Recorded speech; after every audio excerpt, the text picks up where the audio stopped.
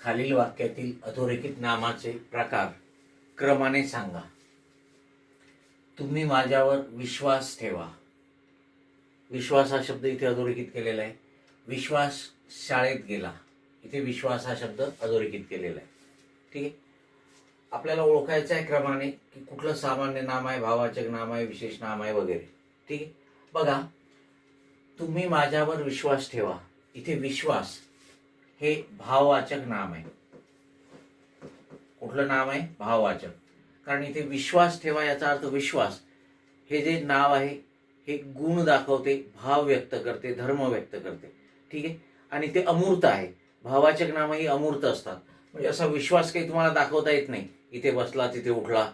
ठीक आहे. हा वरच्या वाक्यातला विश्वास बरं का. आणि म्हणून ते भाववाचक नाम आहे. ठीक आहे. मग भाववाचक नाम आणि दुसरं वाक्य विश्वास शाळेत गेला. इथे हे विश्वास जे आहे हे विश्वास विशेष नाम आहे. काय आहे? विशेष नाम. विशेष नाम काय? विशेष नाम आहे. लक्षात आलंय का? कारण इथे विश्वास शाळेत गेला याचा अर्थ विश्वास हे कुठल्या तरी मुलाचं नाव आहे आणि अर्थातच मग ते विशेष नाम असणार. आणि म्हणून आपलं उत्तर काय येणार? भाववाचक नाम विशेष नाम. मग भाववाचक नाम विशेष नाम असा पर्याय आहे ब. बरोबर आहे. आणि म्हणून फक्त ब बरोबर हे आपलं उत्तर असणार. फक्त ब बरोबर. भाववाचक नाम आणि विशेष नाम. पहिल्या वाक्यामध्ये ते भाववाचक नाम आहे, दुसऱ्या वाक्यामध्ये ते विशेष नाम आहे. ओके. यस.